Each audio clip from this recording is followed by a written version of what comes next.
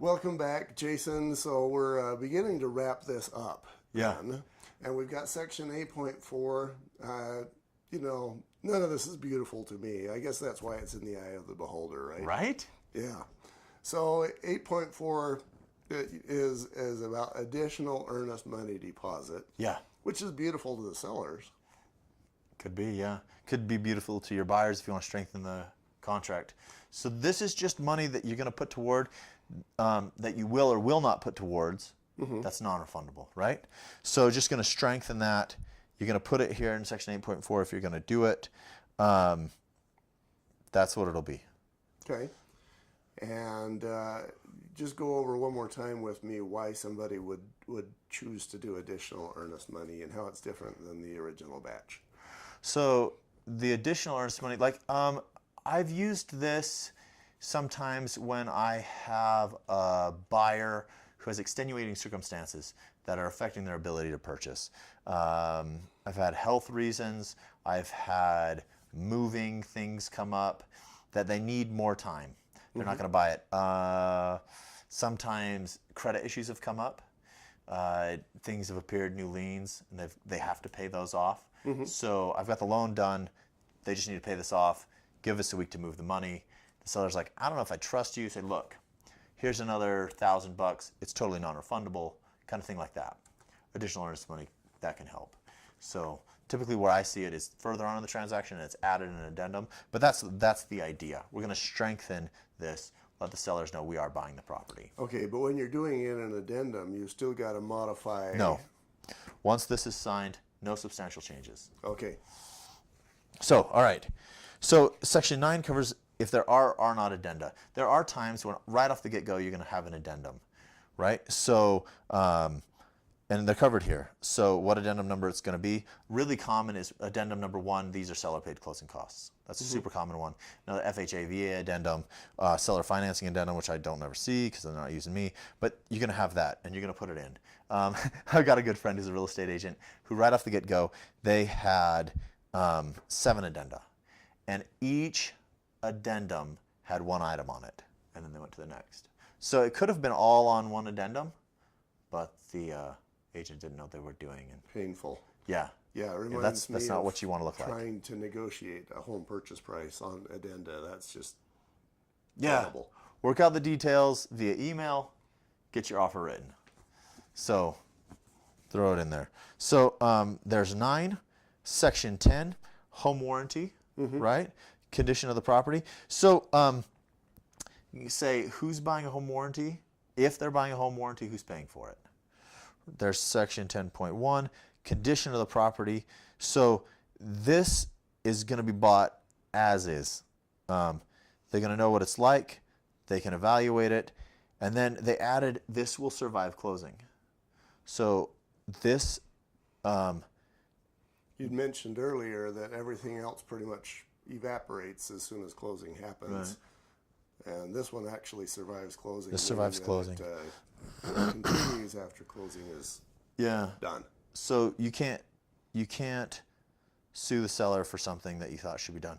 Now on new construction, there is warranties that typically come out where the builder will have for 1 year will fix it if there's something going on. That's a separate contract. And then 10.3 is condition of the property. So they added broom clean, which is interesting. A couple of times I went with a buddy who he took care of bank-owned properties to get them ready for sale because the people who were being foreclosed on flooded the basement, put concrete in the toilets. Anyway, so we'd rip it out. But we would sweep the carpets, we'd sweep everything. There's no power, it had been shut off. So the condition, it's got to be broom clean and free of debris and personal belongings. And they'll repair the damage that was done during closing, right? Or during moving. Seller's expense. If they damage it, seller has to fix it. So that's there. Section 11 covers pre-settlement walkthrough.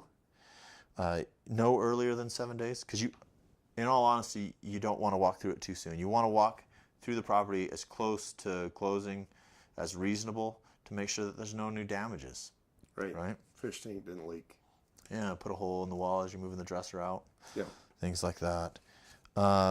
And then section 12 kind of goes back and hits up on like section 6 about like the rentals and stuff. So changes during the transaction. What can happen when? So alterations, improvements to the property, you can't do it without permission of the buyer, right? The seller can't make substantial changes. They can't go adding a bedroom, taking a bedroom out, ripping a closet out. You can't make substantial changes to the property. You've agreed to sell the property as is. So it works both ways, for the seller and the buyer. Like, we're not going to make any substantial changes to improve or reduce the value of the home. Okay? And then you're not going to do any changes to title either. So, and that could be like one that would hit them both is hiring a contractor to come in and change the house. Then he would have the right to put a mechanics lien on it, and you'd make a substantial change. Why you would do it, I don't know, but well, you I can. can think of a reason. Let's say that maybe a home inspector comes in and says, you've got bad electrical. And so they go about fixing that, and they're doing that whole process right up against the deadline. I can see some drama happening that way. Yeah. So, and then as it reads, so no substantial alterations, improvement to the property shall be made or undertaken without written consent of buyer. Without written consent. So throw an addendum, the electrical is going to be repaired.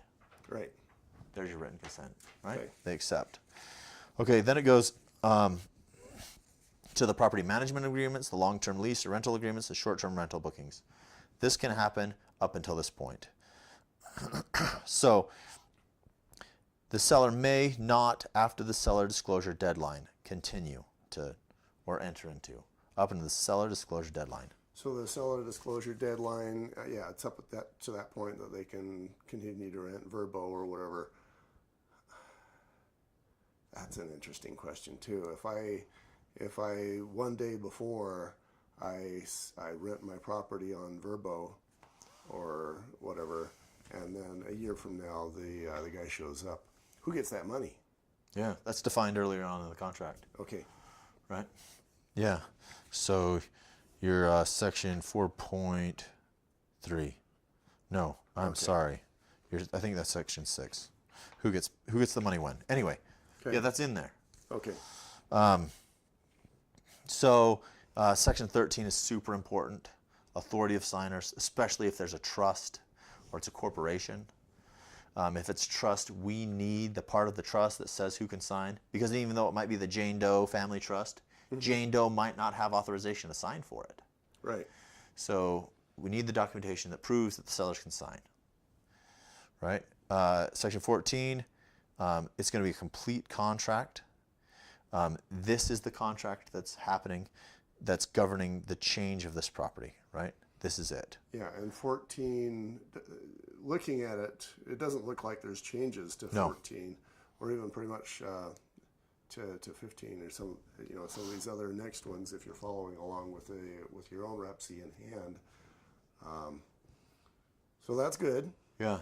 No changes there. Yeah, it's a good thing to identify, and that's like when we talk about the date on the top of the contract that identifies this is the purchase contract for this property, right? This is the complete contract. Okay, section 15, mediation. So it's easy to think that we will mediate. If there's a problem, we will go to mediation. And so shall, you might think, would be just the obvious choice, but mediation is not legally binding. If you can have mediation and sign a legally binding contract, that's binding. But mediation itself is not. And if you check, we shall go to mediation, then you have to go to mediation before you pursue legal action. So it may be a total waste of money. Check. Check with people. There's another little thing that could be a big issue. Then default. This covers what happens if the deadlines aren't kept. And this is where it kind of contradicts the financing deadline. If you go past that, there's other remedies that may be enforced. So specifically, we go to 16.1. Just understand this, because people ask, and real estate agents ask me all the time, well, what happens? And this is something that hasn't changed, but it's important. So if buyer defaults, seller may elect to the following remedies. To one of them, cancel the repc, keep earnest money, right? maintain the earnest money and enforce the purchase contract, or return the earnest money deposits to the buyer and pursue other remedies by law. So, okay, you don't want to buy the house, fine, we're keeping your earnest money. Okay, you don't want to buy the house, fine, we're keeping your earnest money and you have to buy the house. Or, okay, you're not going to buy our house, here's your earnest money back, we're suing your butt off. They can do that. Those are legal remedies. If the seller defaults, the buyer may elect to one of them. Cancel the repc and return the earnest money doubled, right? A sum equal to the earnest money, and then maintain the earnest money deposits, if applicable, in a trust and enforce the repc, or accept the return of the earnest money deposits and pursue other remedies by law. Okay. So it's basically the same set of options this time for the seller. Exactly. And it goes both ways. And this is another reason, like, you probably can't do anything about it because you wish you were there anyway, but I've had for sale by owners at the closing table in tears, not realizing what a payoff is and why it's different than the principal balance, title fees, and seller paid closing costs. The worst story ever is when I walked in to the title company, to the seller side of the closing table, and explained to them the legal ramifications of not signing, because they didn't understand those things. And instead of coming out with $5,000, they were paying money to sell their house, and they didn't have the money. They needed the money, but that's why real estate agents are needed. Yeah. That's the Good problem ones. with other options that aren't real estate agents. Okay, we'll wrap this one up in the next segment. Okay, we'll be back.